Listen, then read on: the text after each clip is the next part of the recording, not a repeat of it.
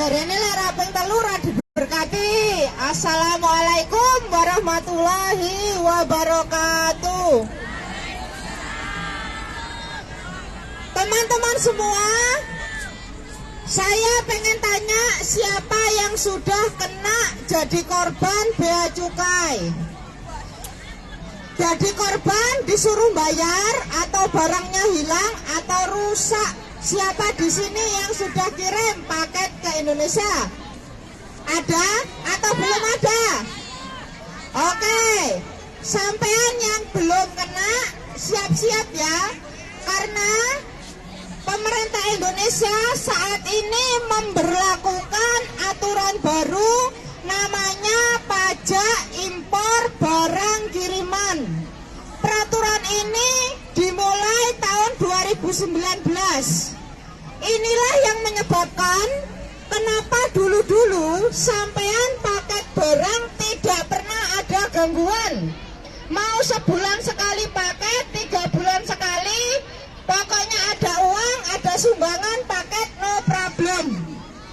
Tapi akhir-akhir ini banyak sekali keluhan dari teman-teman yang paket ke Indonesia, barangnya dibongkari. Selain dibongkari, banyak yang rusak, banyak yang hilang. Kadang ketresot barangnya tonggone melu barangmu. Lebih dari itu, bahkan ada juga banyak yang mulai kena pajak. Memang ada yang belum kena pajak, tapi lambat laun yang kena pajak juga semakin banyak. Pajaknya beraneka ragam. Paling murah 80.000, paling larang sampai 1.000 lebih Hongkong ya. Dengan alasan satunya baju, katanya ada bandrolnya. Yang satunya sepatunya masih bagus, dan lain sebagainya, dan lain sebagainya. Banyak teman-teman yang sudah share di sosmed, rame tidak terima. Saking rame nih, sampai Departemen Bea Cukai di bawah Kementerian Keuangan membuat woro-woro meluruskan bahwa pemerintah bukanlah pihak yang membongkar dan merusak barang paketan teman-teman. Mereka hanya mengenakan pajak dan bukan yang mengambil, merusak atau membuang barang paketan. Satu sisi memang benar, pemerintah tidak terlibat di dalam pembongkaran barang paket. Yang membongkar murni mereka perusahaan pengirim barang, mau pakai JPK, mau pakai Bala-Bala, mau pakai Alfred, terserah. Mereka lah yang membongkar di Indonesia. Tapi ingat, mereka nak dikongkon milih antara bongkar karo nggak bongkar. Saya yakin mereka juga nggak pengen bongkar. Bongkar barangmu kan juga tenaga tambah. Barang wis disolasi samono, dibongkari, dibongkar, ditata meneh. Mereka yakin tidak mau juga. Tapi mengapa perusahaan itu harus bongkar? Karena itu aturan dari pemerintah Indonesia mulai tahun 2019. Barang yang masuk di Indonesia harus dibongkar dengan 2 tujuan. Satu, karena dicurigai ada narkoba di dalamnya. Yang kedua, kalau ada barang mewah yang dikirim, diwajibkan untuk bayar pajak barang. Oke? Nah, karena itulah Mbak, sejak ada aturan ini, banyak barangnya teman-teman yang kena bongkar.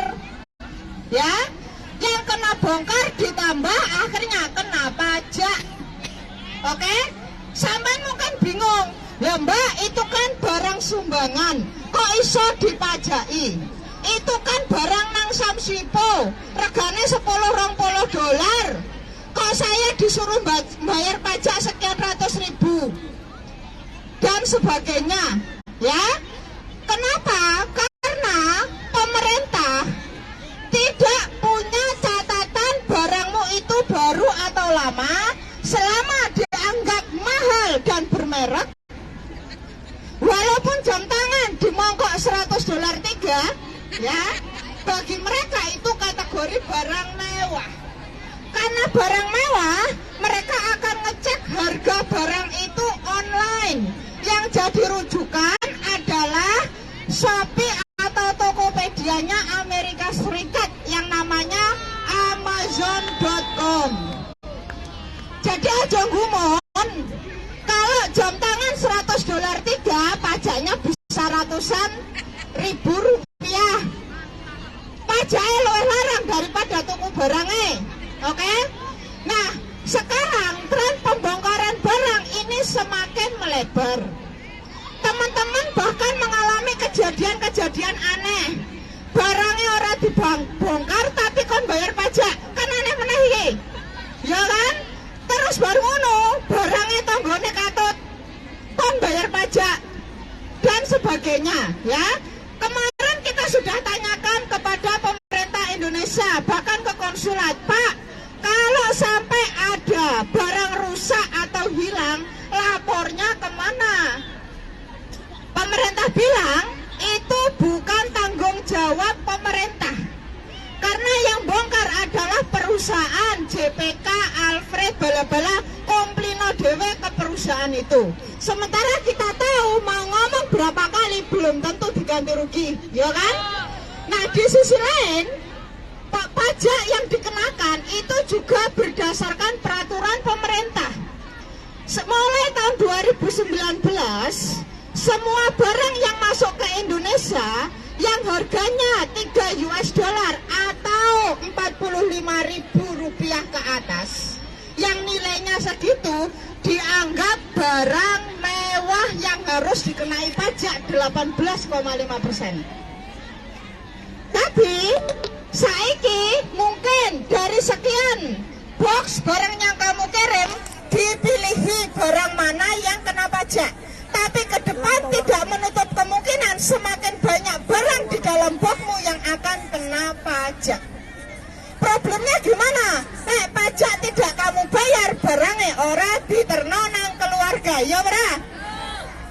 Dan menurut pemerintah, kalau dalam 5 hari setelah tagihan pajak tidak dilunasi, sampean kena dana 10% dari biaya pengiriman untuk sewa gudang. Makanya setiap kali sampai kena tagihan, mereka sampai buber toh, segera lunasi, ini rekeningnya, segera lunasi, yora? Kamu tanya pun malah diseneni, ya kan? Kamu minta klarifikasi malah dimarahi, benar? Ini menjadi pengalaman umum kita semua. Nah, kemarin kita sudah tanyakan, Pak, buruh migran itu kalau kirim barang tidak ada namanya barang mewah. Kalaupun ada pasti ku pemberian atau sumbangan majikan. Kemampuan uang kami tidak mungkin membeli barang namanya Gucci toh. Atau Hermes, gak mungkin kan? Bisa beli Hermes. Ada itu Hermes Samsipo $100 itu. Gucci-gucian maksudnya, ya kan? Nggak mungkin. Dan kalau teman-teman kirim barang itu karena kita harus memikirkan anak loro telu ponaan wong tua bojo. Kalau kita kirim uang 2-3 juta per bulan sekalipun, ya 2-3 juta sekalipun per bulan hanya untuk cukup beli sembako, bayar listrik, transportasi, pendidikan, nggak mungkin cukup beli barang-barang itu di mall. Kenapa itu alasan mengapa buruh migran terpaksa kirim barang 3 bulan sekali, karena menutupi kebutuhan yang tidak mampu kami beli di Indonesia, ya bra? Saman sanggup beli barang-barang itu di mall di Indonesia. Sudah ngerasa belanja di mall 2 juta, entek gak untuk apa-apa, ya? Barang yang di sini $10 di Indonesia bisa 100.000, ya bra? Nah, itulah alasan kenapa kita kirim barang, bukan kemewahan, Pak, bukan untuk diperjualbelikan. Kalaupun ada itu hanya segelintir orang, mayoritas itu kebutuhan konsumsi keluarga besar, dan mereka orang tambah melarat, dan kita juga orang ketekak untuk membeli kebutuhan di Indonesia. Nah, karena itulah Mbak, karena saking banyaknya protes, sekarang pemerintah Indonesia sedang membuat peraturan baru khusus barang kiriman TKI, pekerja migran.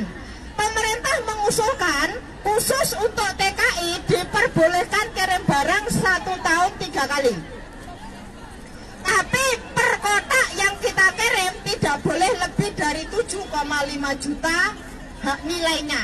Kalau lebih dari 7,5 juta, maka sampean diwajibkan bayar pajak dan 18,5%. Nah, problemnya kita tidak bisa ngukur harga barang yang kita kirim karena mayoritas barang sumbangan. Nah, di sini pemerintah tidak memberikan solusi. Yang kedua, mereka juga mewajibkan kita daftar KTKILN kalau pengen punya pengiriman 3 kali dalam 1 tahun. Nah, sementara saat ini kita menolak dipaksa punya KTKLN karena gara-gara KTKLN setiap kali terbang bermasalah. Gara-gara KTKLN kita dipaksa bayar di bandara. Kelingan cerita horor-horor angkatnya terbang gara-gara KTKLN. Sekarang pemerintah mengatakan jika pengen diperbolehkan, Oke, jika ingin diperbolehkan kirim sebagai TKI, kita harus punya KTKLN. Makanya Mbak, ini yang sedang dinegosiasikan antara organisasi dengan pemerintah di Jakarta. Mereka ngotot kita harus punya KTKLN supaya diberi hak berkirim barang 1 tahun 3 kali. Nah, saya memberikan wanti-wanti saja buat sampean semua. Sementara ini kalau kirim barang tolong pikirkan. Kalau memang bisa diempatan disek, entah nono sampai 2 bulan ke depan sampai pemerintah membuat aturan baru. Itu yang pertama. Yang kedua, kalau kirim barang, tolong jangan kirim barang yang baru atau mewah. Kirim barang baju bekas tulisono, sumbangan majikan, pemberian majikan, ya dan sebagainya. Supaya sampean nggak kena pajak. Kalaupun sampean kena pajak, tolong siap-siap. Paling tidak sampean harus tahu punya potensi harus bayar pajak tambahan untuk barang ya. Jadi mohon untuk jaga diri terkait barang kiriman ini masih belum selesai urusannya.